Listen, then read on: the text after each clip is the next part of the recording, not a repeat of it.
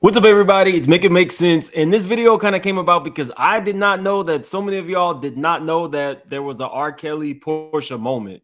So, like the video's intro plays, we're about to have I feel like this is about to be a tough conversation. So, like the video's intro plays, we got a lot to get into. Make it make sense. Make it make sense. Make it make sense to me intellectually. Make it make sense. You know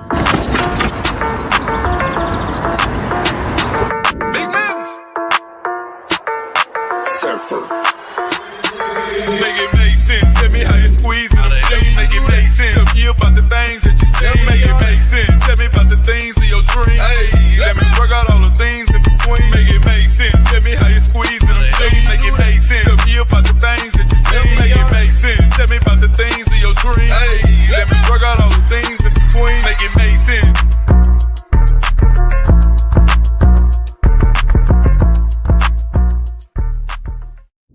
Ms. Howard, what are you thinking? She lied, and I should have known better when I seen her hair. I gotta feel you were somewhat worried, weren't you? I mean, $9,000? Okay, so again, what's been happening is I have like subscribers from basically every walk of life, including subscribers from the manosphere. And one thing that I get a lot, because I have conversations with people, is people feel like I just believe every victim just off GP. And I'm like, well, that's not the case. But if somebody has a court case or arrest record, I think that things have to be taken into account. And nothing is cut and dry. So this book that we're about to read, when I initially read it, if you are not new to the channel, we read it when it first came out. And I mean, Porsha's a dingbat. I don't know how else to say it. Porsha's a dingbat, but in present day, what people would consider Porsha would be somebody looking for the soft life. And it's like the soft life at all costs. That's kind of how I think about Porsha now. She did some real dingbat stuff. She took a man's credit card when he told her to go buy a dress. She went and bought herself an engagement ring before talking to him. She does, you know, whatever. Get it how you live, basically. If you have not checked out this book, definitely, it's not a bad read. Initially, when I did it with a lot of my other YouTube friends, Instagram friends. So the guy on the screen is sipping my tea. A lot of you guys might know him from Instagram or Facebook. He's pretty famous. He read the book with me. And so initially there was a lot of jokes. When I read it with you guys, there's not going to be jokes, but this was like 2 years ago. Like at the beginning of my channel. Nostalgia also plays a huge part in choosing what companies I work with and get excited about. One of the reasons I started Pampered by Porsha was because so many men took me to hotels. I knew what good sheets felt like. Luxury sheets that are affordable. I was going to say she did not. She did not. I used to ad lib when I was reading the book. So we're gonna skip straight to the, we're gonna skip straight to the R. Kelly part.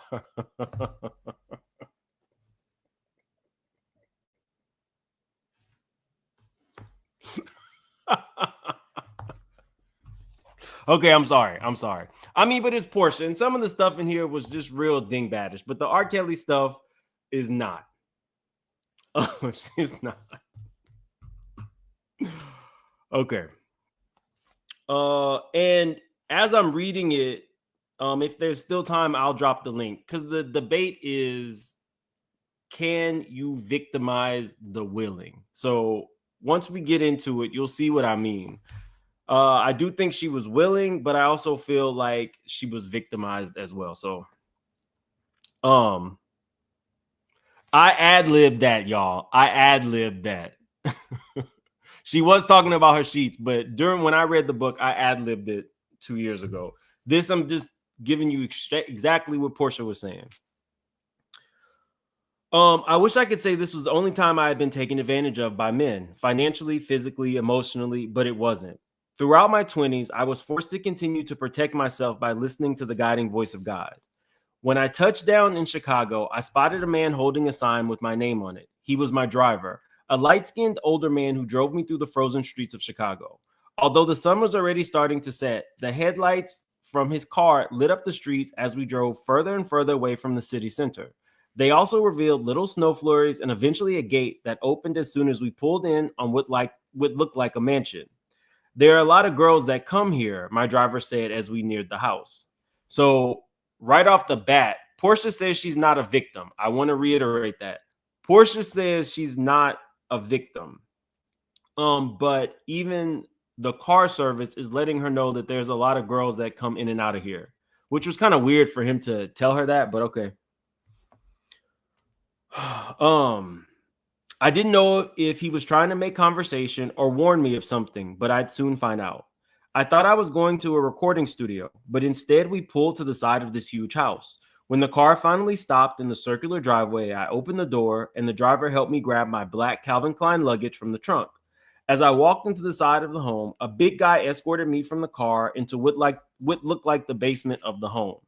It almost looked like a security checkpoint because it was a bland, all-white room where two guys sat at a table staring at security cameras. Also, if you've not seen my latest video, one of Rkelly's cellmates decided to kind of come to his defense while also insinuating that he had been pow-powed by Jay-Z. I was okay with him telling his story, but what I was not okay with was him basically giving Rkelly a pass, saying that Rkelly was part of, the drug culture where he sold his soul and they made him do certain things. I definitely think that Rkelly is just into young women, and lots of them. Just my opinion. Put my banner up. But that's why we're here now, because I remember reading these. I remember watching the women talk about what they went through, especially the young ones. I remember reading Porsha's book, and I feel like he did victimize a lot of people. But anyway, I'll link that video at the end of this one.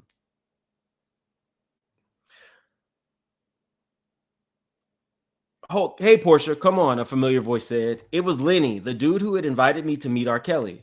I'd randomly met Lenny in the middle of a lounge inside the Bellagio in Las Vegas. I was with some friends, chilling, drinking, and minding our business when he slithered over to us to make introductions. What do? You look like you're on TV, he said, clearly trying to gas me up. No, I'm not. Well, are you an artist? He pressed. I can sing. At the time, I honestly didn't know if I could sing or not, but my mama said I could sing, so I thought I could sing. She always was encouraging me to use my gifts. See what I mean? The jokes write themselves. So when Lenny asked me if I was an artist, posturing like he could help me make it in the industry, I jumped at the opportunity. I was a singer that day. Well, I know Rkelly, and I could introduce you. Really? I said excitedly. Yeah, he's looking for a new artist. He's got a couple of projects that are coming out really soon. You know what? Sing for me right now. Let's see what you got. Right now? At this table? Yeah, let me hear you sing, Lenny said, crossing his arms to show he was serious. In that moment, I heard my mama's voice. If someone ever asks you to sing, you just do it. You sing. You got to stay ready so you don't get ready. So you don't have to get ready. So I did it. I mean, this was an opportunity to work with Rkelly. This could be great for me. This could be my big break. So I put those butterflies in my stomach inside their cage, stood flat-footed, and sang His Eyes on the Sparrow.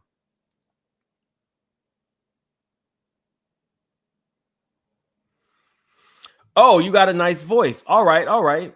Everything after that happened so fast. Days after flying back home to Atlanta, I got a call from someone in Rkelly's camp to get my information to book a flight out to Chicago to meet the man I'd later come to know as Robert. When I arrived in Chicago, I thought I'd be staying in a hotel and meeting him at a recording studio, but he had other plans in mind.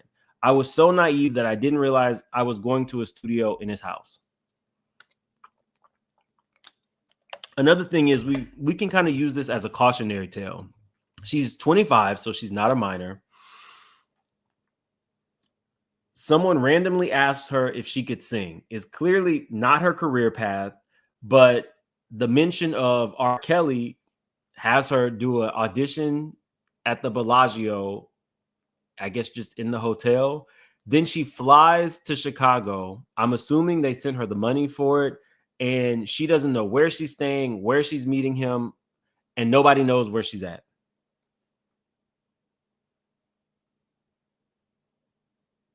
Okay. I was relieved to see Lenny when I arrived. He'd be the only familiar face I saw all day. After leaving my luggage at security, I followed Lenny inside. Robert's house had a cabin feel to it. Although the walls were an eggshell color, they were trimmed in cherry wood. We walked down a long hallway where two studios sat across from each other. You can sit down right here, Lenny instructed casually. It was my first time walking into a studio, but I was acting as if I had done this 1,000 times. When we finally got a moment to ourselves, I had to ask Lenny what was up. You didn't tell me we were going to his house studio. Not that it wasn't a state-of-the-art recording studio, but still, this was a really big detail to leave out. Oh, yeah, I meant to tell you, he stammered. He's got a studio here at his house, so this is where we'll be recording. You're going to be meeting Robert in a minute. He's just in the studio across the hall working on something else. Are you nervous? No, I lied. I'm ready. Now, when we're talking about grooming, and, you know, I understand that Porsha's 25. It's the anticipation, the buildup. Now, Rkelly at this point was still a larger than life star, but when you have somebody who's not, who clearly can't even really sing, and you have brought them there under false pretenses, they are showing you his like web, his network. You know, this just reads like a textbook on grooming. I was nervous, but like so many different opportunities in my life, if I believed that it could happen, it would happen. If this opportunity was meant to happen, then I'd be ready for it and it would work out for my good. I never asked, why me? I always asked, why not me? All right, cool. I'm just going to have him play a couple things and you see what you vibe to. Lenny left me in the studio to gather my thoughts. Little did I know it would be the last time I ever saw him, ever. He's a handler. So his job was done once he brought Porsha to Rkelly. I sat in the darkened studio alone thinking, oh my God, I'm in Rkelly's house. At the time, he was a huge star. He had just released Trapped in the Closet. It was only a few years after he had released Happy People, Ignition, You Save Me, and every Black person's cookout anthem back in the day, Step in the Name of Love. And here I was being personally invited to go meet him. I felt special. I felt like this was my big break. If I could just pull this off, I'd be one step away from making it. After a while, I realized I'd been waiting for so long that I had begun to think, who knows that I'm here? I really hadn't told anybody that I had left Atlanta and had flown all the way to Chicago. My gut was telling me to check in, so I pulled out my phone so I could text my girl and let her know I was there, just in case. A light knock on the door broke my train of thought. A guy that I had never seen before poked his head into the dimly lit studio. You can come in here, he said dryly, opening the door for me and leading me to a much smaller yet brighter studio across the hall. Robert, wearing dark sunglasses and a hat turned backwards, sat in the corner of the studio. Along with the guy who had just led me into the studio to meet him, an engineer sat at the board in the control room. Hi, I'm Porsha, I said brightly, walking up to shake his hand. Oh, yeah, nice to meet you. Nice to meet you. I heard about you, he said a little too fast. You came with Lenny, right? Yeah, I've known him for years. He told me about you. You sing? He said you got a nice voice. Well, I'm working on this music right now. Matter of fact, sit down right here. Sit down right here. I want you to hear something. Robert pointed to a chair right beside him. The other guy was sitting in it, and he didn't budge. Instead, the dude looked at Robert from the side, bearing whatever slick thought was in his mind. So he's now making her feel special. You know, Porsha did have that song Flatline. I'm not trying to say she can't sing, but Porsha was not classically trained and was not prepared to be in the studio with Rkelly. I think we can all kind of agree to that.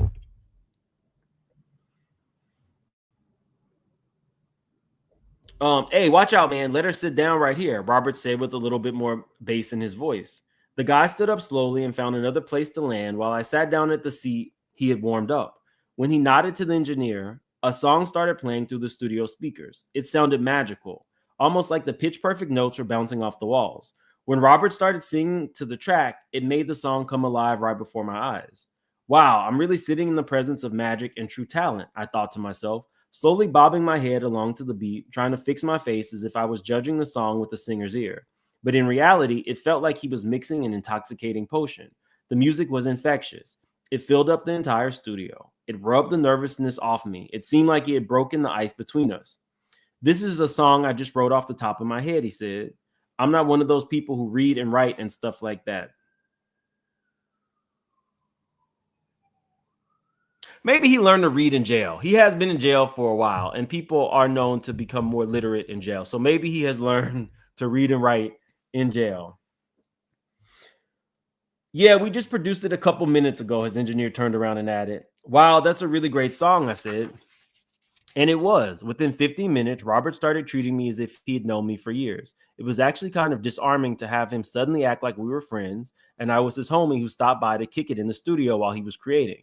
Although it didn't feel forced on his end, I was pushing to catch up to the moment. I was there to prove I was ready to take my dreams to the next level, but he never asked me to sing for him. After he played his track, he didn't even talk about music again. I wanted to press him, to fight for my opportunity, but I was scared to. What if I did speak up for myself just to be humiliated? Or worse, what if I was kicked out of his house with no place to go and no way to get home to Atlanta? I tried to rationalize the moment. Even if I didn't do a song with him, at least I was present for this song. Even if we never got around to working on music for me, at least I was here for this. And what a privilege. So you're in a space where you're in his mansion. He's a larger than life presence. He's now making you feel very comfortable. And by her own admission, it's disarming her. I don't know. As I was in the studio kicking it and chilling, it dawned on me that I hadn't seen Lenny in hours and I had no idea where I was staying. I had 2 rollaway pieces of luggage that I had left at the security checkpoint and had no clue who to ask about which hotel I was staying at. I was nervous to ask because I didn't want to seem like I was uncomfortable. I wasn't. We were all watching a small television mounted in the studio while making small talk. Robert even complained about an interview he had just done where the reporter had irritated him over some personal question, and we all laughed about it. He wasn't hitting on me, not yet at least. He was relaxed, cool, chill. He treated me like a friend. After a couple of hours, Robert stood up and said, "I'll be back," and he left. His friend, the one who had led me into the studios hours ago, followed him. I was left in the studio with the engineer whose back was towards me. So I make you feel like you're special, and then I kind of just disregard you. I'm not saying that Porsha was groomed, but this is definitely how they get you. They separate you from everybody else. They make you feel like your pimp or your captor is everything, and then you just want to please them. Then they usually give you like copious amounts of drugs and alcohol to make you disoriented. But there are some similarities in this that we'll get to in a minute, where he just kind of like leaves these girls in a space where they're not allowed to talk to anybody, and they're not allowed to interact with each other, and they're just sitting in rooms for hours and hours, like waiting on him. So even if you take Porsha out of the equation, because she was 25, imagine being 16, 17, 18. Imagine being a kid who is enchanted with a celebrity showing them attention, not really realizing that you, again, are just part of this web.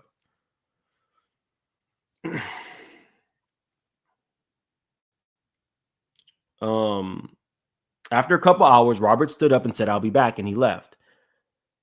I sat there for about 45 minutes, keeping my eyes glued to the television, confused. Eventually, another random guy whom I had never seen before came into the studio and said, "Oh, Porsha, you can come with me. I can show you where to put your stuff." So there's a lot of random men. We had Lenny, who has recruited her under the false pretense that she's going to become a singer and she's going to be auditioning for Rkelly. Now you have 2 people watching the security cameras at the front of his house to see what everybody's doing at all times. Y'all remember Rocky? Rocky is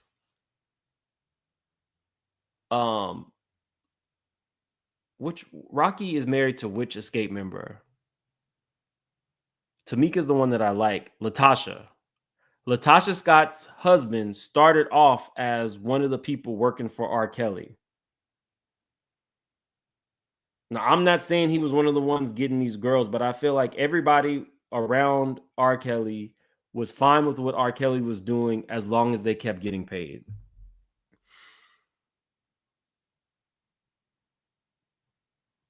Okay, Porsha, you can come with me. I can show you where you can put your stuff. Okay, cool, I said, standing up, relieved that I didn't have to sit in that studio anymore. As I looked around at the cabin-like mansion, wide-eyed, trying to take everything in, I walked through the home and up a flight of stairs. I was rationalizing to myself, he must be putting me up for the night in a guest room.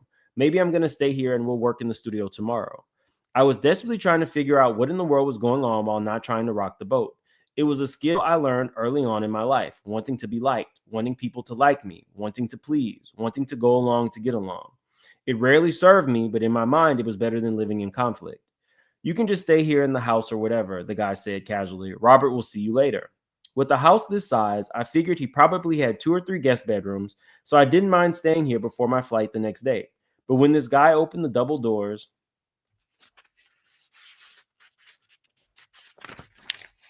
I got the sense that he had just walked me into the master bedroom, Robert's bedroom. As I tiptoed into his huge bedroom, my thoughts rushed into my brain, bumping into one another.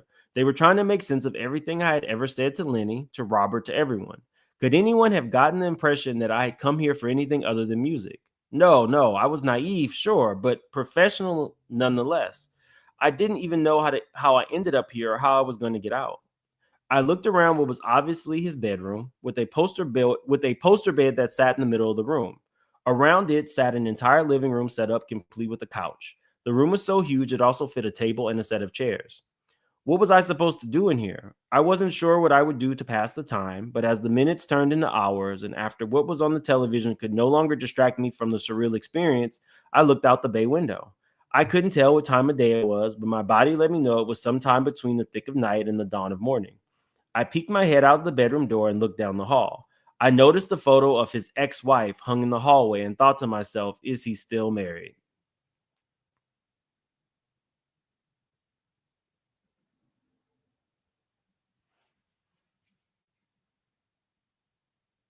I don't know why she put ex-wife, because he was, they were married. And anybody who is separated or not with anybody and is putting a girl in the master bedroom where as soon as you walk in the bedroom or as soon as you walk to the bedroom, you see a huge painting or picture of the wife or ex-wife.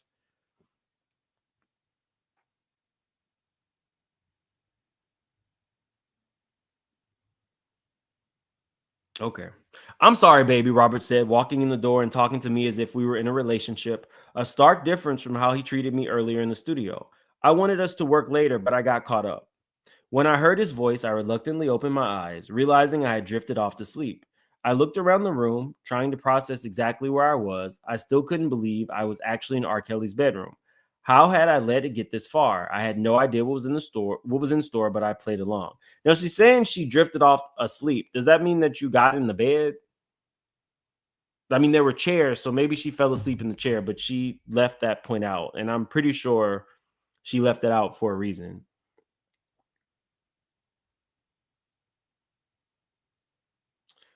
I still couldn't believe I was actually in Rkelly's bedroom. How had I let this get this far? I had no idea what was in store, but I played along. Oh, that's okay. It's all right, I said.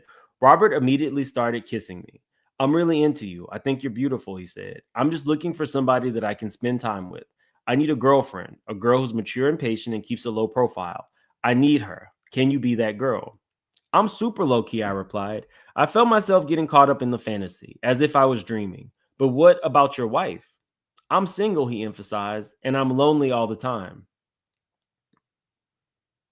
Robert said he spent so much time by himself because he worked so much on his craft. And when he was working, it was not only hard for him to meet people, but also hard to be around people. He acted like his gift was just so heavy on him that whenever it called for him to be in the studio, that's what he had to do. That need, that pull, it kept him from a lot of relationships in his life. Robert said he just needed somebody who would be understanding of what he would give in a relationship and what he could not. Hearing Robert pour his heart out, it made me want to be that for him. It was the way he opened up, needing me, wanting me, that made me want to be there for him. I wanted to be that girl he was looking for, to live that fairy tale. Now that I do think is the truth. I wanted to live that fairy tale. Now she has just met him. She's not sung for him. And he has now convinced her that they are in some pseudo relationship after only knowing him for a few hours. And the majority of those hours she spent alone or with one of his handlers. But the truth is, at this moment, none of that matters because Porsha is looking at the bigger picture, which I could be Miss Rkelly. But my rational mind kept pulling on me too. It begged me to question what was going on, and it continued to pull me back and forth throughout the next few months. So y'all not together, I pressed. No, we're not together. Oh, okay, because I saw our picture in the hallway. We're not together. We haven't been together for a long time. It's just me. It's just me and my kids. I just like your spirit. It's something about you, he said, promptly changing the subject. I want you to take your clothes off.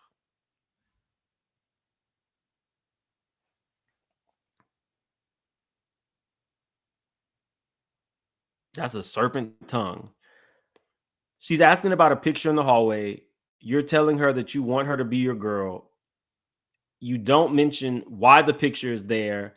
You change the subject, talk about your children, which might have disarmed her again. And now you're saying, take your clothes off.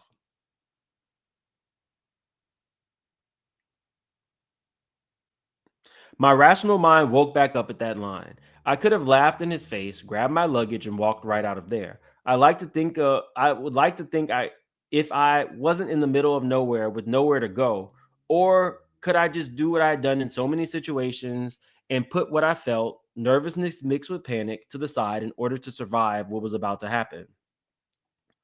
Plus, I'm already here, I told myself. I'm in his bedroom.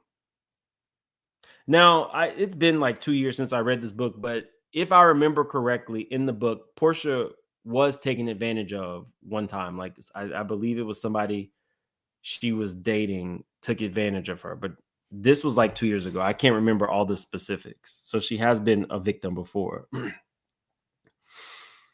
Plus, I'm already here, I told myself. I'm in his bedroom. I've already been in his house for hours. It's 3 or 4 in the morning. I've already put myself in this position. This is what you're supposed to do. You have to. You have to. There is no turning back. What are you going to do? Say no, and then what? Then you're stranded with nowhere to go. So I took off my clothes while he stood there looking at me. At that time, my body wasn't the body I have now. I was skinny, no more than 145 pounds. My body looked very young. I had no breasts, no hips, but he didn't seem to mind. In fact, it seemed to turn him on. How old are you? He asked. 20. I replied before he cut me off, finishing saying that I was 25. Stop, he said. Let's just say you're very young.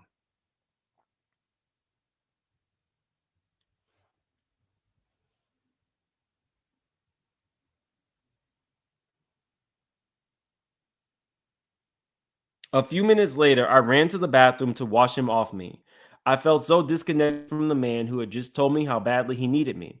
I turned the sink on so he couldn't hear what I was doing. When I walked back out, his shirt was back on. You're good, Robert said, looking over at me. I gotta go. I'm supposed to be meeting this producer. It was around 5 or 6 in the morning, but I had just let him tell me any excuse to leave, and he left. What I didn't realize when he walked through his double doors was that he'd leave me in his bedroom for the entire next day. The door wasn't locked, yet I didn't feel welcome to roam around his home. He never told me I couldn't leave, but he also never encouraged me to make myself at home. He never told me not to open the door, but he also never invited me downstairs to get something to eat. By simply leaving me there, he disarmed me. I was frozen. I totally believe this. I eventually got up the courage to call downstairs because I was starving. I needed something to eat. Thoughts of working on music sat in my mind, and that's where they lie, dormant. Now, guys, I know some of you guys have been following my channel, some of you haven't.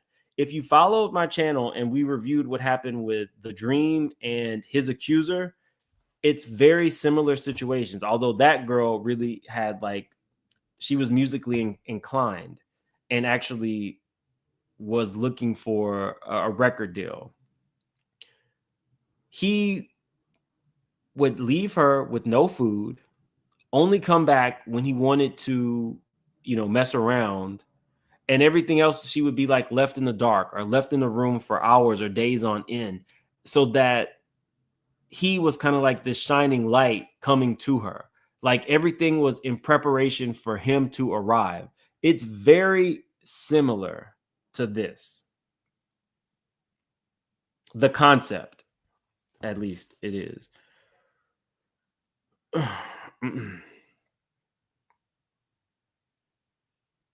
Thoughts of working on music sat in my mind, and that's where they'd lie dormant. By the time Robert walked back into his bedroom, with me still lying on the bed, watching television so many hours later, I was just happy to see someone. I was actually happy to see him. I can't believe you left me like that, I told him. You did it a second time. I don't like to be left alone. I want to go home. No, baby, don't be like that, he said, looking genuinely hurt by the mention of leaving. Let me give you some money. You can go to the mall, get out of the house. I had a business and my own money. I had friends, a loving family, and a mother who had taught me better than this back home, who would be worried about my whereabouts. I thought about my mom a lot when I was at Robert's house, and the idea of disappointing her and letting her down kept pulling me back to my senses and calling me home. I flew back to Atlanta that evening. I never said goodbye to Robert during my first trip to the house, but I'd end up back there 2 or so more times.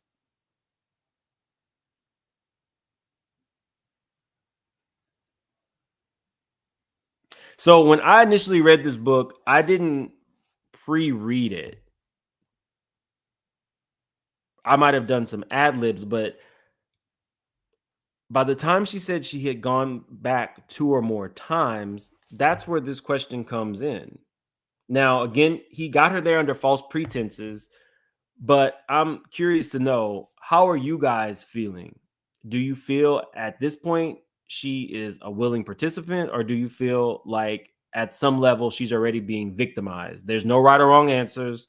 If you're new to this channel, a lot of times we don't agree, and it's okay. I don't expect you guys to agree with everything I say or even agree with everybody in the comments. And if you are watching this on the repeat, definitely put it in the comment section. I felt like it would be a more robust conversation if we did this one live and actually talked about it all the way through. Because like I said, I had pre-recorded a whole video that was supposed to drop this morning, and I felt like this would be better. Oh, I see a lot of you guys are saying she was both willing and victimized. Some people said she was naive. Somebody said she was a dummy.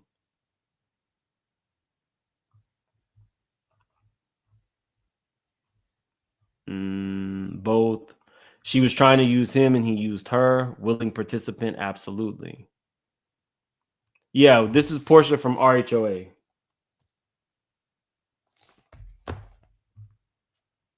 Groomed, okay. She could have left when she found out that he lied. Victim. I definitely think that she was victimized. Okay. Willing participant. Why would you go back? She got caught up. Okay. Ashley, thank you for becoming a member. Driver's seat. Rasputa is Letitia. James is going down. How you doing? Thank you, driver's seat. Sarah, thanks for being a member for 5 months. T McGee, also thank you for being a member for 5 months. And driver's seat. Pretty women to get a job. Stop paying on rich men. Close your legs. Oh. So you feel like she was more willing participant than an actual victim. Okay. There's no right or wrong answers. This is just the court of public opinion at this point. Okay. Let's see. But I'd end up back there 2 or so more times. I was lured because I was young and insecure. I was lured because of his kind words and loving actions. I was lured because of the combination of these two things manipulated me to my core. Each time I went, it got worse and worse. So, you know, she can't write everything in the book, but I was interested to kind of understand what she meant by kind words and loving actions. So far, the first time I didn't feel like he was loving is the loving action for Porsha when he gave her money to go to the mall, because she didn't really speak on it too much. She said she was going to leave, and so he offers her money to go to the mall. She doesn't say anything else about what she did at that time, but you know, it would probably make sense if she did go to the mall and use the money, and then she left later that evening. You know, some people's love language is gifts. So maybe he was sending her stuff. And we kind of just have to read between the lines because she didn't want to seem like she was a gold digger, maybe. But I don't know what loving actions you would get from a man unless it was money. You know what I mean?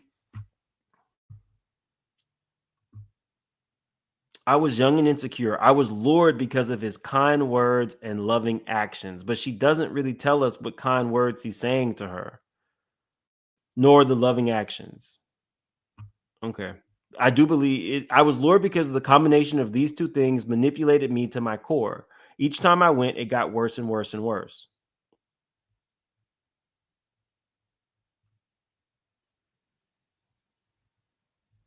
Tugga, we're gonna get to the This Nation part. After I finish reading, we're gonna get to the This Nation part because that's cringy when you put all of this together.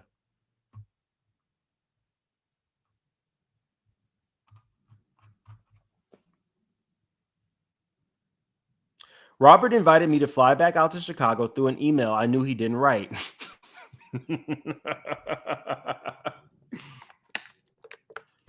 Shady. Through an email I knew he didn't write. When one of his drivers pulled me into his Olympia Fields estate for the second time, security led me straight to a small guest room. I walked into a yellowish painted room, which was nestled beside the billiard room where the pool table sat, and again, Robert was nowhere to be found. Instead, I was left to stay in that room until he visited me. And again, the door wasn't locked. No one ever told me I couldn't leave, but it still felt like I wasn't allowed to walk around the house. I felt like I was on lockdown. I wish I could say this was a new feeling, being trapped in a room, but it wasn't. The walls eventually started to close in on me after a day, and I sneaked out of the room to get some fresh air. Sneaked is an interesting word considering you weren't locked in it and you were never told you had to stay in the room. But she said she snuck out of the room.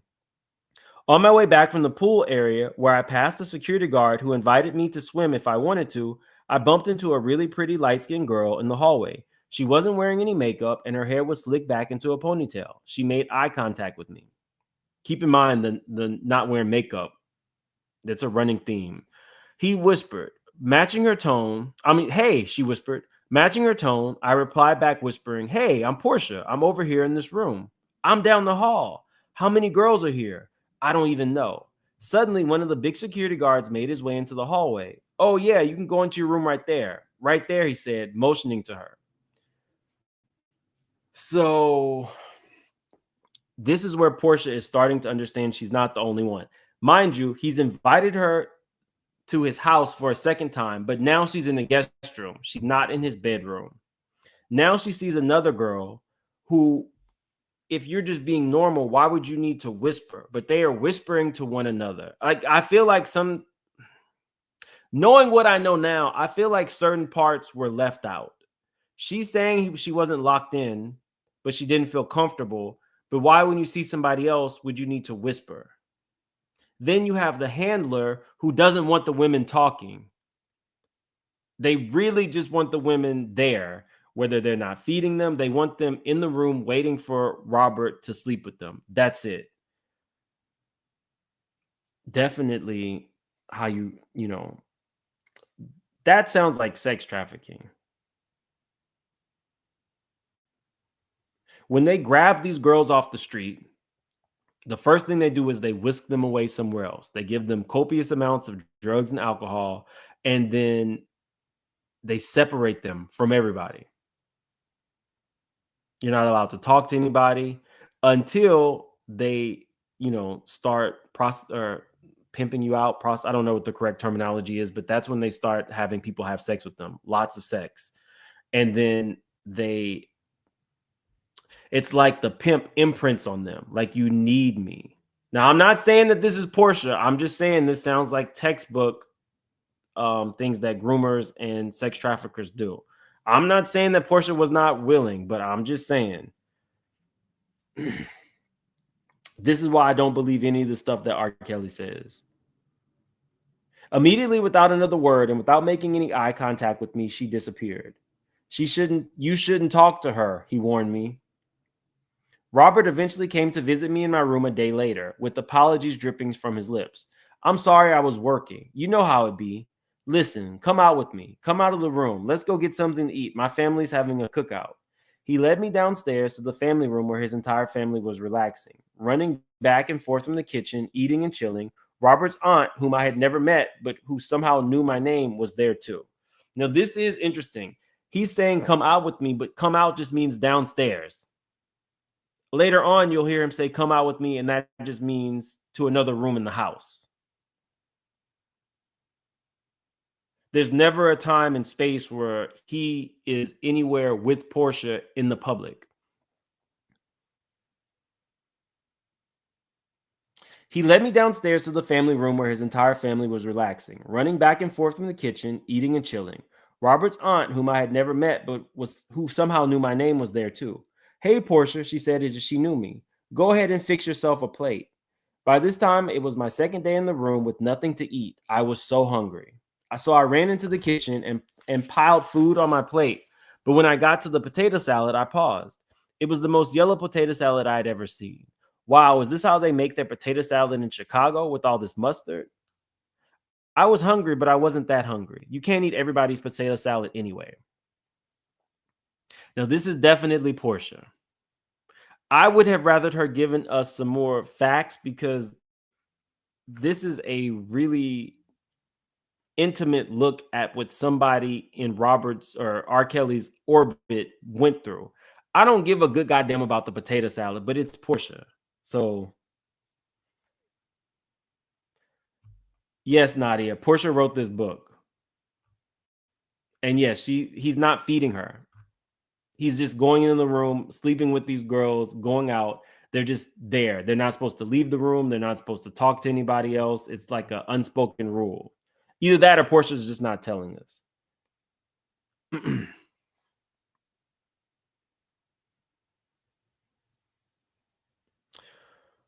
Before I sat back down with the rest of his family, I heard a voice say, "Oh, you're such a pretty girl. Robert did good with you." Robert, yeah, man, you did good with her. It was his sister. Now, his aunt and sister has to know he's still married, that there's girls in and out. That's why I feel like they're all part of the network. His family either ignored us or looked at us in admiration. "Oh, yeah, I love her," he replied. Eventually, he turned his head to me and said, "Porsha, I love you, man. You know I'm going to have a baby by you, right? Did y'all know that?" So now he's love bombing her. You've let her out of the room. It's like positive reinforcement. I've let you out of the room. Now you're allowed to come and be with me amongst my family, who are all looking at me with admiration. They know your name, so now you feel special. So you're allowed to eat. So that's positive reinforcement. The family is now, acknowledging her. You feel special. You feel like you're that person. This is so manipulative. And now you want to have a baby by her. This is the second time that you're meeting. It's literally the second time.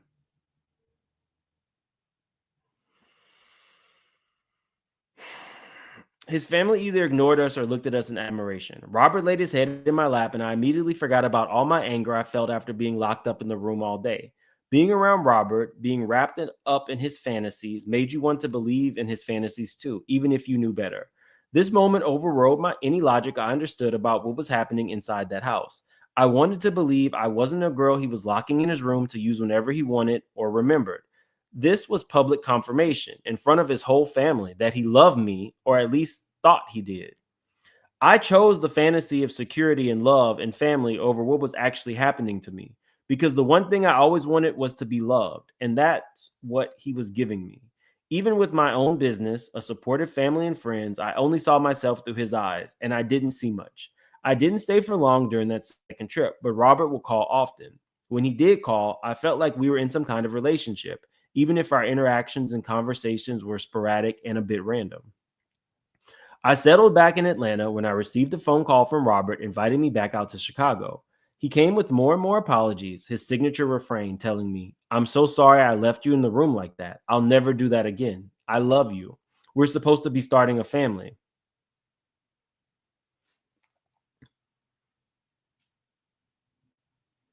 Although my gut was telling me to leave this man alone, I unfortunately ignored it one last time.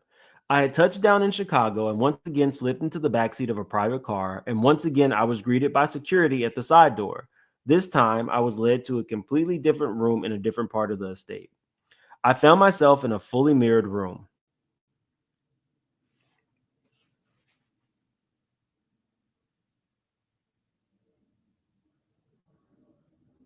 Aside from the hardwood floors, the room was entirely covered in reflective mirrors. It had mirrors on every wall and mirrors on the ceiling. The only part of the wall that wasn't reflective was where the television was mounted. I thought to myself, this is going to be rough.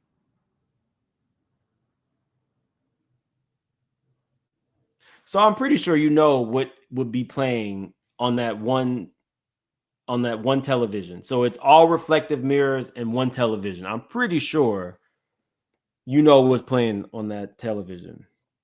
I was left in that room staring at different versions of myself for 3 days straight.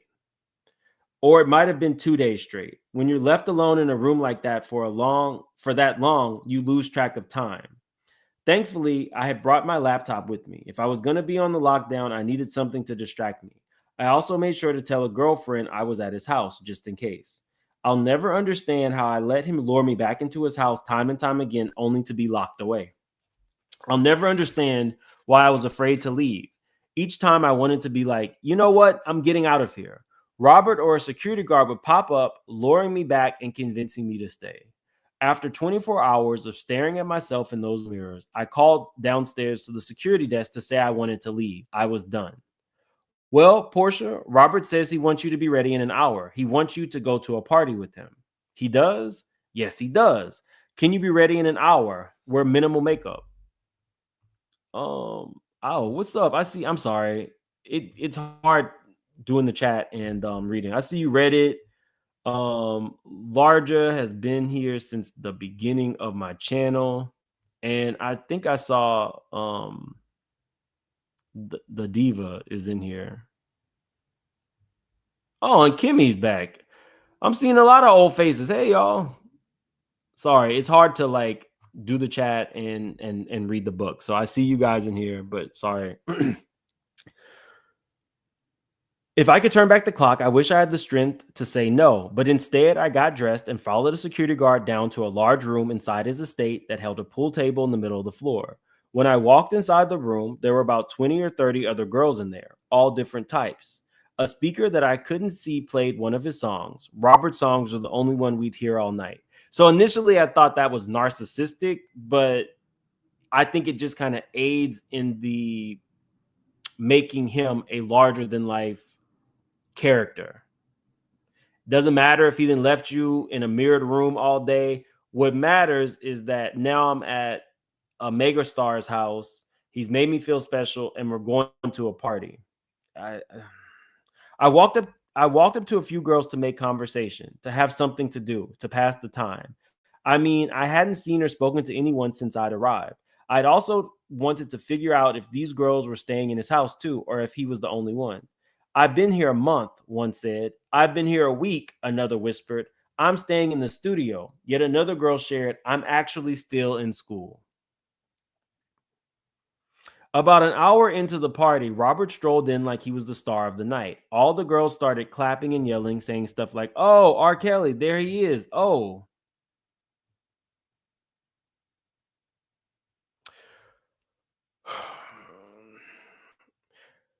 This kind of gave me Flavor of Love. Remember when Flav would walk in? None of those women wanted Flavor Flav.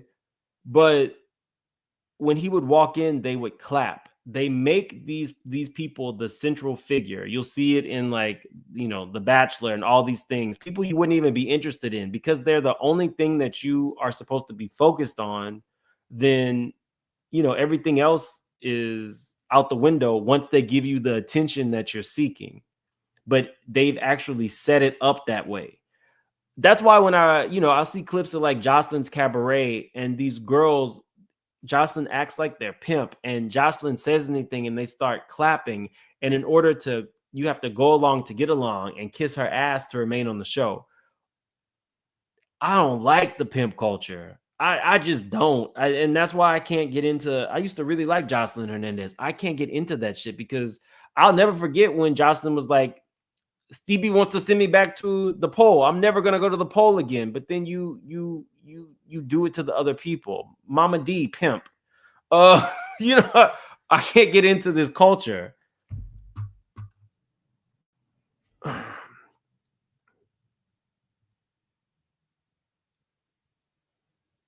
Hey, ladies, thank you for being here tonight, Robert said after walking to the center of the room near the pool table. I just wanted us to all have a way to get together and have a good time.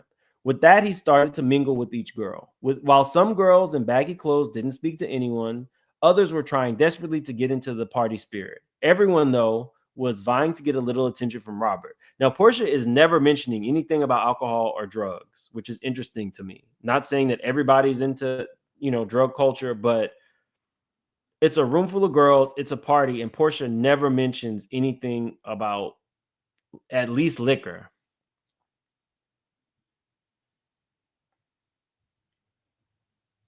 Sensible Socialite says it's the cycle, though. The abused eventually turned into the abuser.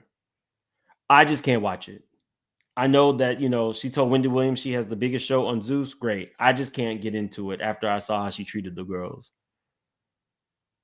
But you might be right. Because she was abused, now she's turned into the abuser and she makes money off of it. Eventually, he came over to say hello to me. Hey, Porsha baby, he said, giving me a kiss on the lips. I didn't see him kiss anybody else on the lips, so perhaps I was his girlfriend after all. His girlfriend in a pretty messed up relationship. The party ended after Robert left the room with two cute girls who had kept to themselves for most of the night. Of course, I was upset about it, but what did I expect after being in a room full of girls throwing themselves at him? I dragged myself back to that spooky mirrored room feeling worthless. So she's not even mad at the fact that he left with these two women. She's mad that she did not get the attention. Now she's actually wanting the attention from him. Like she would have been okay as long as he came back to the mirrored room with her.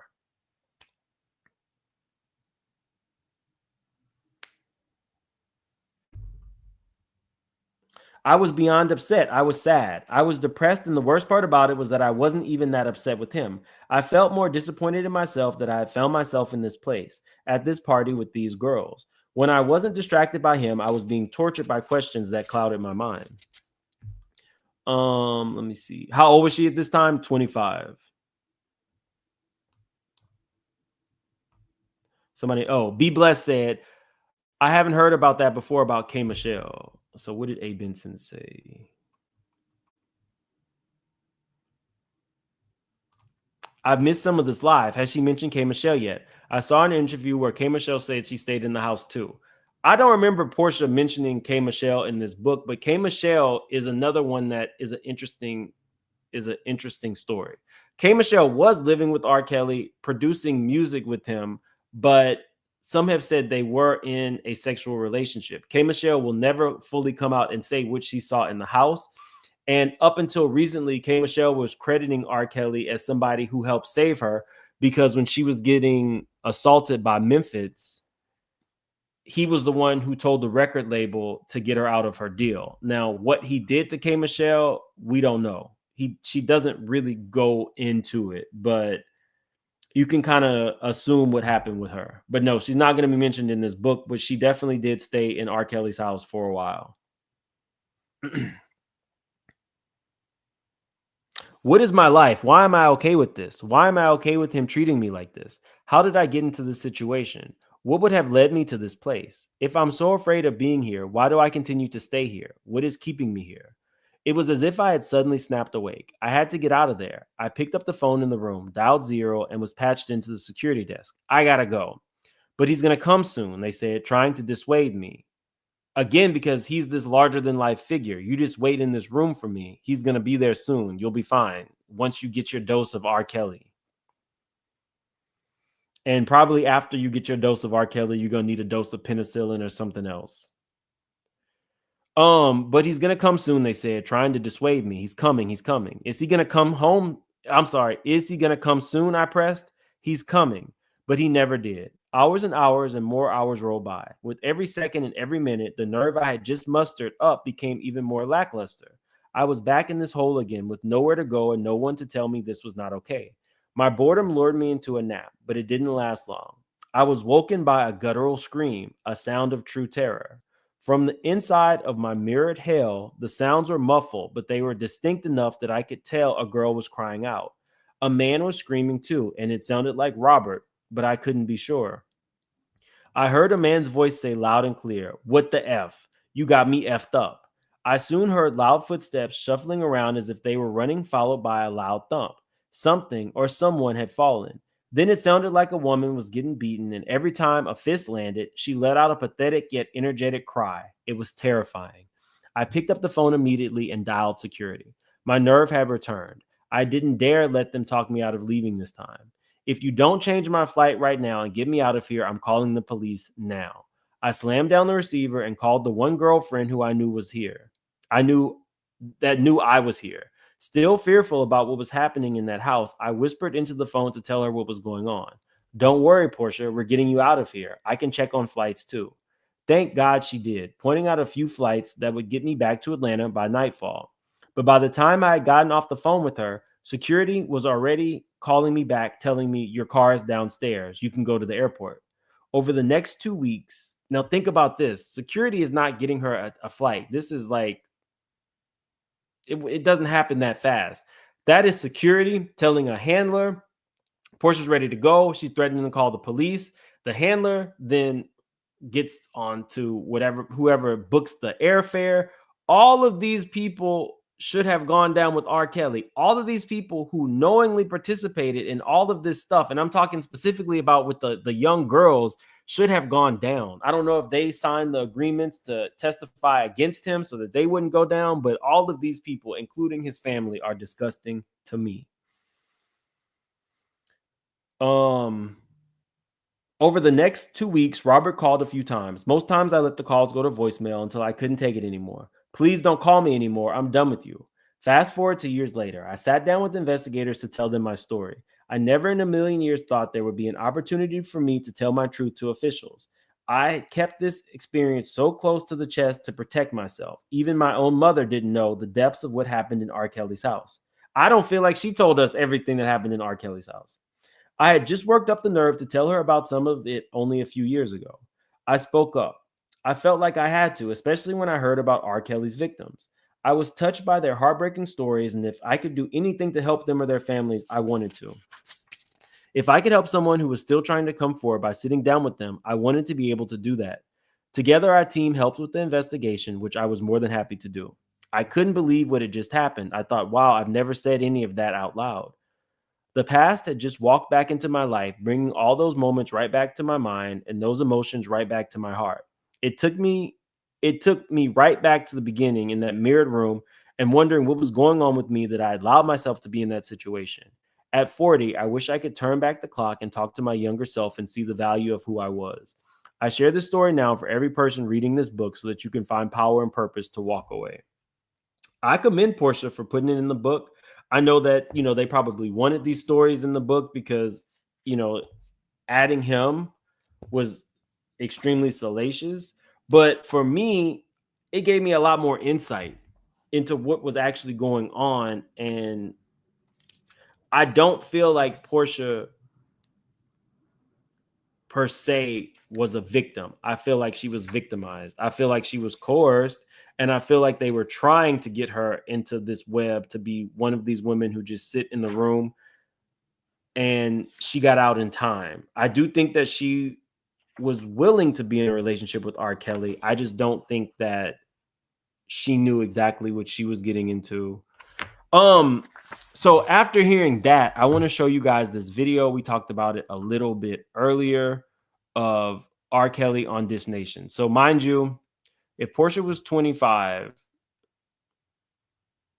this was when Porsha was like maybe 32. So this is about maybe 6 or 7 years after her R. Kelly situation. Look at how awkward things are.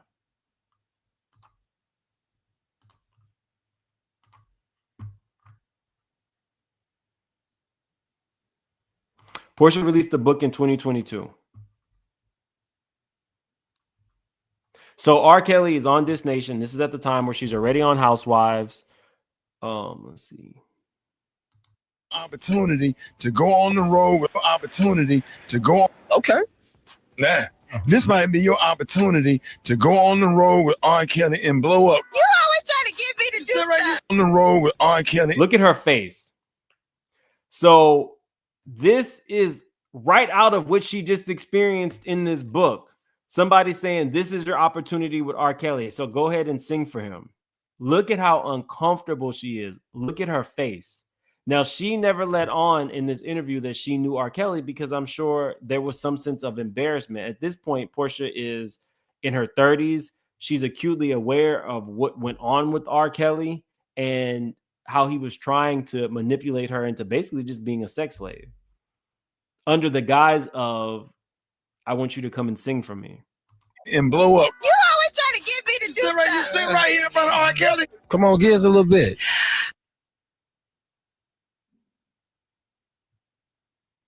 Okay, let me see. All right. I sing because I'm happy. She's so uncomfortable. I hate that. I know Ricky Smiley had no idea, and I know that Porsha was, trying to put out music at the time, but I hate this for her. I sing My Lord. because I'm free.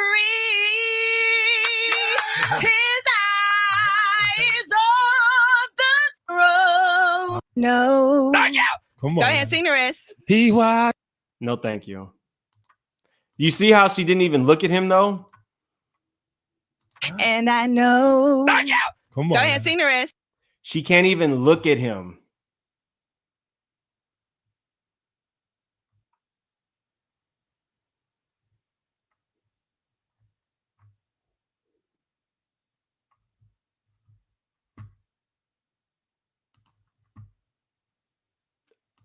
He watches over me. Hey, ladies and gentlemen, one more. Done.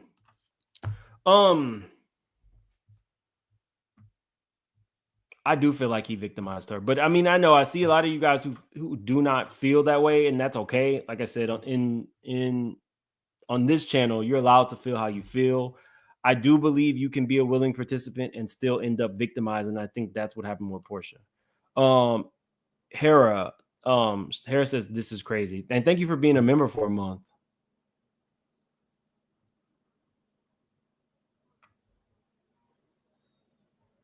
I thought about that as well. Kimberly says she's saying that to remind him just in case he forgot that she's free of him. Now, Porsha does sing his eye is on the sparrow anytime, but it felt right for Porsha to be singing that to him. Virgo says she's no victim. Elle says she knows what she chose to get into.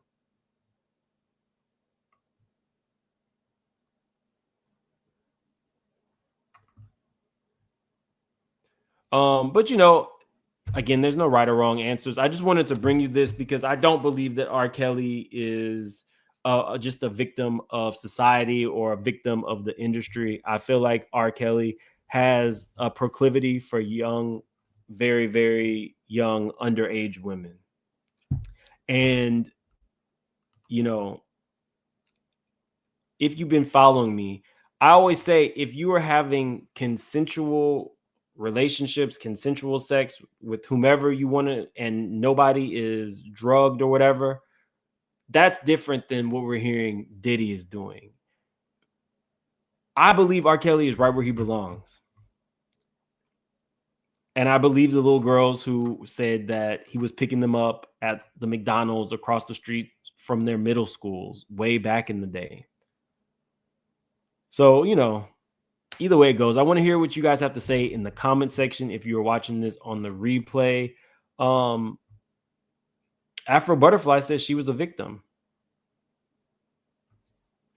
Everything is up to interpretation. Banter Babe says behind every young girl that was ever brought to Rkelly is a mother and an aunt. Ugh.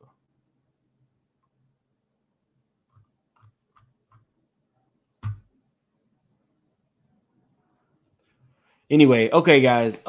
If something else pops off, we'll be back. I know you guys want me to talk about the round 2 of Courtney Burgess and Jaguar Wright. That's like a 3-hour live. I watched like the first hour and a half. That's a super long live. If there's some tidbits or stuff that we need to talk about, I'll bring it to you guys. Didi says Rkelly played on her naivete. That's why I feel she was a victim. We'll see. But yeah, unless something else crazy pops off, I won't be back today, but we'll see. Y'all have a good day. And if you are interested, the name of that book is The Pursuit of Porsha.